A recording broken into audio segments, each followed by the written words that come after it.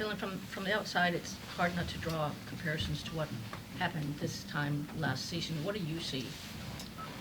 We just can't find a win, and we've lost not playing well, and we've lost playing well, and losing in different ways. And you look at the big picture and kind of zoom out a little bit. It's 4 games, and we got a chance tomorrow night to right the ship and get that win, and hopefully build confidence from there. What do you need to do better? I mean, we need to score more goals than the other team, and we're just not putting the puck in the net. We're not keeping it out of our net.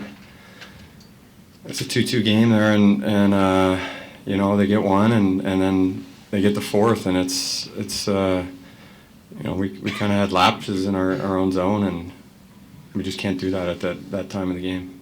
Patrick, 3 losses in a row at home. I think 1-4-1 here in the last 6. It just feels like some lost opportunity to really bank some points.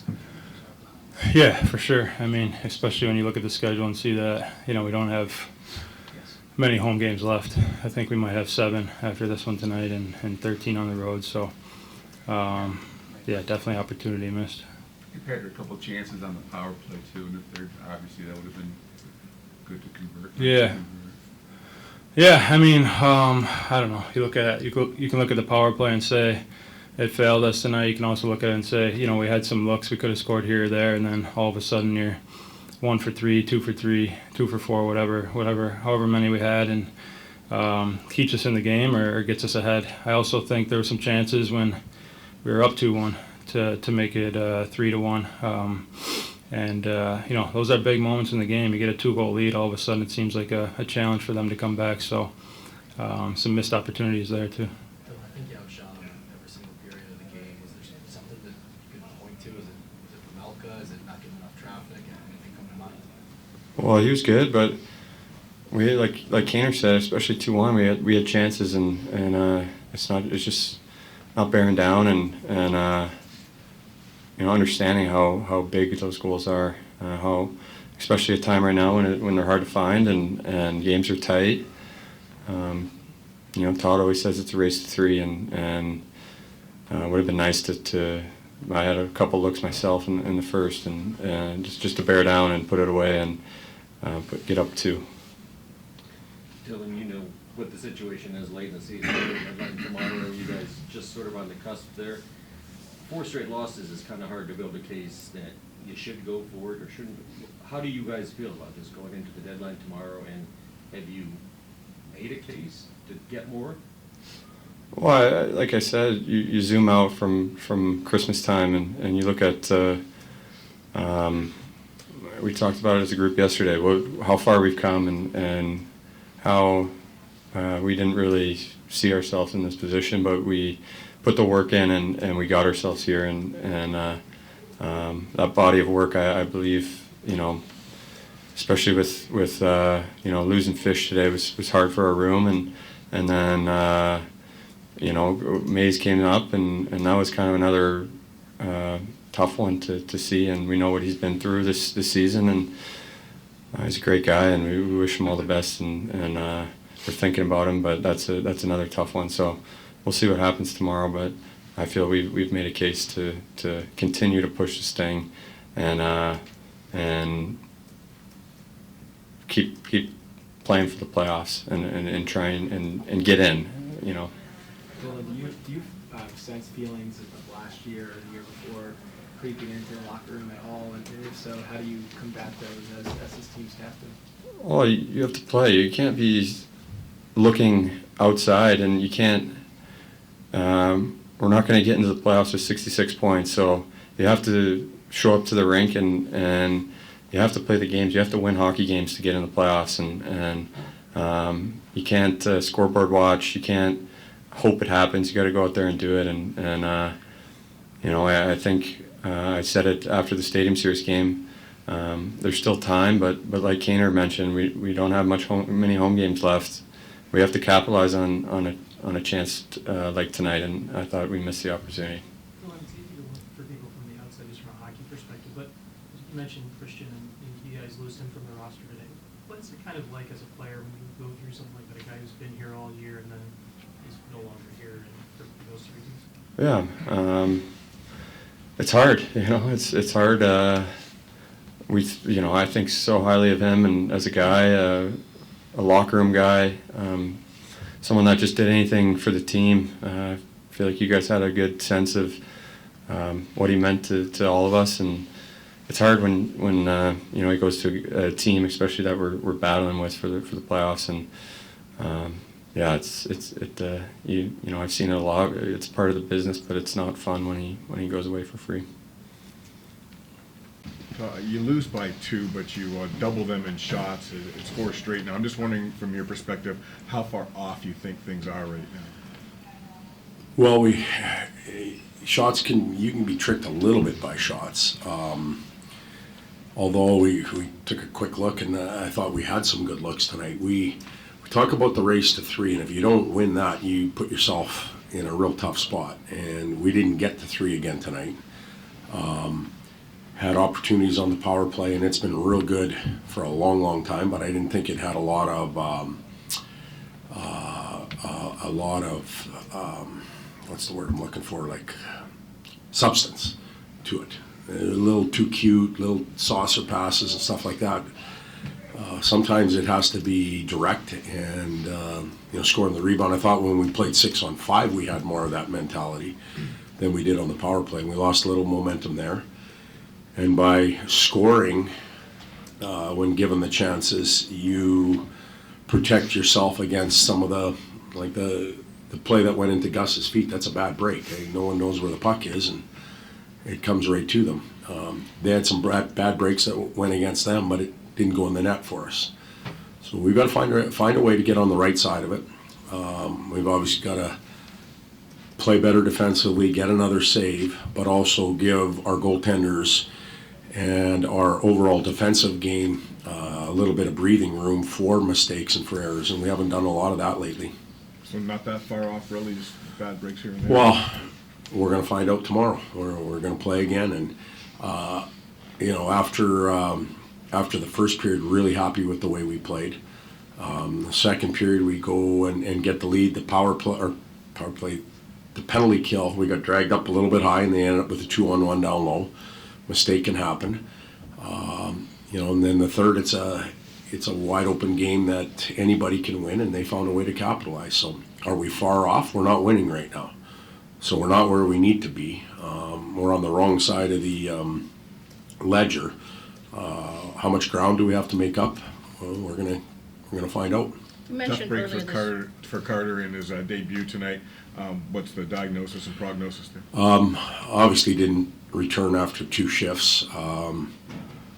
You basically really have to be banged up if you're not going to return to the ice your first night that early in the game. So he won't travel with us, and he'll be further evaluated later tonight and tomorrow, and better report for you then. You mentioned earlier this week it hurts a little more this time of year, stuff like that. Do you think that message has yet to sink into the whole locker room, or like acceptance of that, or with just how things have gone over the past 4 games? Yeah. So I don't know. I don't know the past. I only know the past few months, and I can tell you the group genuinely cares. Like, I've been around teams where they just don't believe they care. Sometimes I think they care too much, and they tighten up, and they're afraid to swing the bat, if you will, which isn't a bad thing because they're into it. There's passion on the bench. There's a lot of self-frustration that comes out, and I'm not sure that's always a good thing. So I think the group is buying into that. I think that we skated much better tonight. I think we forechecked better. We did a lot of the things that we didn't do last game, but we've been a little bit like a ping pong ball. We fix something and then we go back, and then we fix something. When we were winning, we were consistently moving forward and not doing a lot of repair work. We're doing it now. You go through a day like this where you lose a player that's really popular in the locker room, then there's the euphoria of a guy playing his first game, but it goes south for him so quickly. all those up and down emotions, is that just Yeah, part of the business? I think it is business, Bob. Like it's a cruel business sometimes. You know, when it comes to losing a popular teammate, we're obviously talking about Fish. But he's going to get an opportunity. Somebody wanted him there and wanted to play him. And I think that's great for him. I'm sure every player in the locker room, or battling with that team, is happy for him. Although they're sad to see him leave. And then when Mays comes in, guys were truly excited. He read the starting lineup. He's out there flying around in warm up. You know, I believe he's from Michigan. I think they bought a whole section basically. And then for him to leave, that you feel that a little bit on the bench. But there's no excuse at all. That didn't come into both those scenarios didn't come into play when it came into the outcome of the game. Do you anticipate bringing, I know you have just 12 forwards still. Do you anticipate bringing? We'll probably bring another forward along. You know, we're still meeting back there. We got to go catch a plane right away, but it's going to happen fast. You know, and tomorrow's a strange day with playing on the trade deadline, so we'll have to have people around. Yes. Todd, you've talked a lot. I'm sorry? So you talked a lot about the trade deadline over the last few days.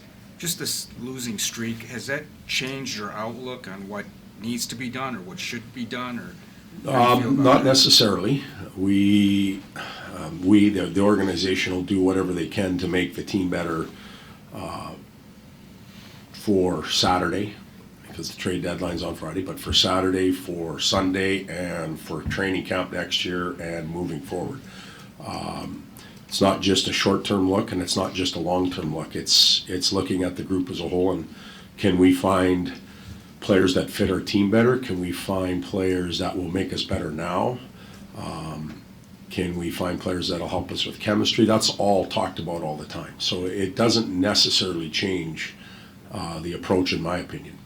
When you look at the goals against tonight, the shot, we talked about the shot quantity for you guys, but for them, 20-something shots or whatever, and 4 goals against. How do you look at the quality, and how do you kind of assess that team? Well, you know, the first ones, they score from the corner. That's not a good goal, in my opinion. The second one is a 2-on-1 down low. That's you know what, that's hard on the D, and that's hard on the goaltender for sure. That's on the other 3 penalty killers that got pulled out of the position. The last 2 are, they're real strange plays. Like, they're broken plays, and boom, it happens real quick. We thought we might have a glove to head, or a hand pass, if you will, but there was nothing definitive. They'd already called it a goal, so we couldn't go there. But those 2 goals were strange. That's why I'm talking about building in a little bit of offensive support, so that if those things do happen, we're okay. And our power play didn't give us that tonight. And usually it's been money, and it wasn't there for us. But we have to find a way to get to 3, not only prevent 2-3. You mentioned players maybe playing a little bit tighter, like almost wanting it too much.